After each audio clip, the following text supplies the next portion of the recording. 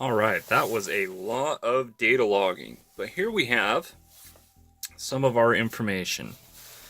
So we have dice number 1, we have a mass of 9 grams, a volume of 6 milliliters, giving us a calculated density of 1.5 grams per milliliter. The mass has an uncertainty in the measurement of plus or minus zero point 0.1 grams. And that translates, maybe a 1% relative error in the measurement of the mass. And our volume here, we have a value of 6 milliliters. There's approximately one, these are graduated in 1 milliliter marks. But notice that there's not a lot of space between each of the marks for the milliliters. Now, let's compare that to this. So, you can see the marks here are significantly larger on this graduated cylinder between each milliliter mark than the other container. That means that when you're reading a larger distance between each milliliter mark, it's much easier to tell, oh yeah, I'm at 11 milliliters. I'm at 12 milliliters.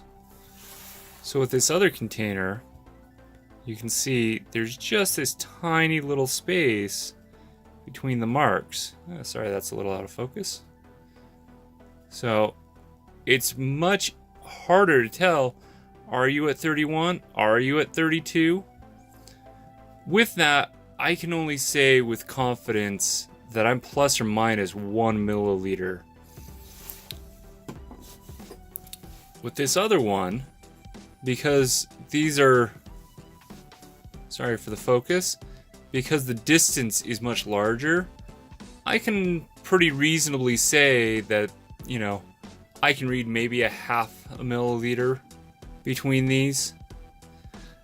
So, my technical error because of the graduations are 1 milliliter, but you're much more accurate with this style of graduated cylinder. The problem is, this is a very small hole, and the dice won't fit in. So, we resorted to using something less accurate. Our relative volume error is about 16% on that first dice that we measured. Now we get a propagation of the uncertainty in the reading of the mass and the volume.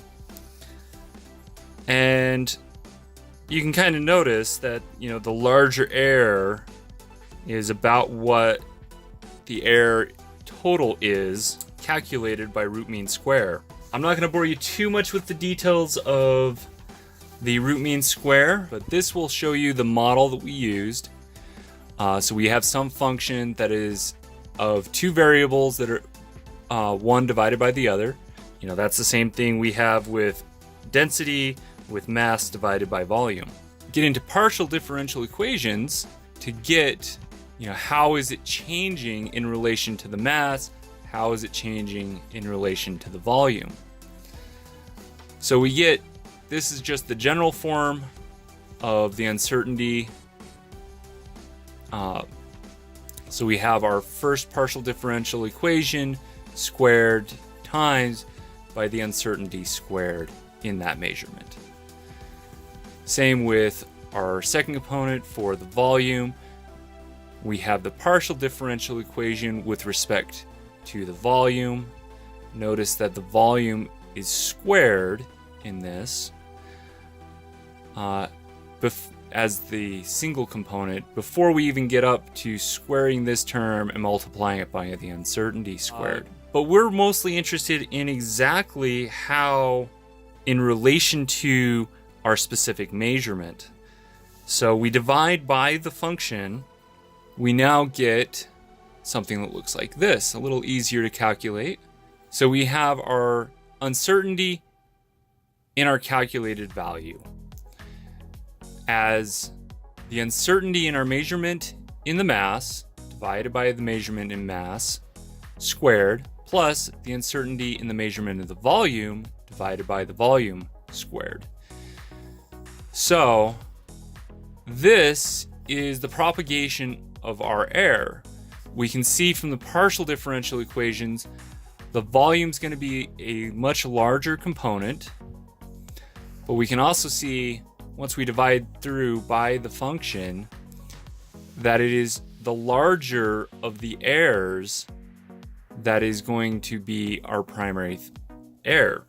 The relative volume error at 16.6% and the propagated between the error in the mass and the error in the volume as being just a little bit larger at 16.7%. Now that's bad, and we know exactly where that error is primarily coming from. That's primarily coming from the error in the volume. Better equipment would reduce the error and give us a better result. Now it doesn't seem too bad at under 20% until we get to this sheet. And on this line right here, 56. Let me find dice 56. There is dice 56. Dice 56 is one of the four-sided triangular dice.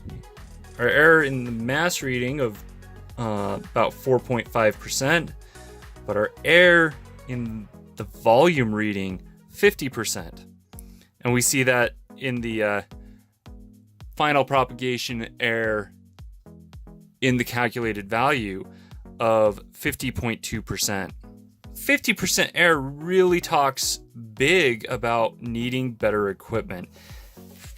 I mean, honestly, even at 16.7%, that's already talking very much about the necessity of having a better system, better equipment, trying to be more accurate in the volume reading. For our purposes, we want to know the error because that error might take into play on the solution that we use, because we're going to try and float these dice. We're going to need some type of salt or sugar solution or some other solution that will make these buoyant. We'll get into buoyant forces when we talk about this next. But we needed to know what our density is so that we can say, okay, our highest density is probably 1.5, 1.6, some reasonable level of air. 1.8, oh, there's 1.8, but this was one of the two marbles, so these two last ones were the marbles. And we're gonna shoot for a target density. I'll have to do some calculations, but that tells us where we need to start at. Once we get a solution that we can float, we can see then, does it have enough buoyant force to float one of these triangular dice? Until next time, remember to ask questions and try things. Have a good one, everybody.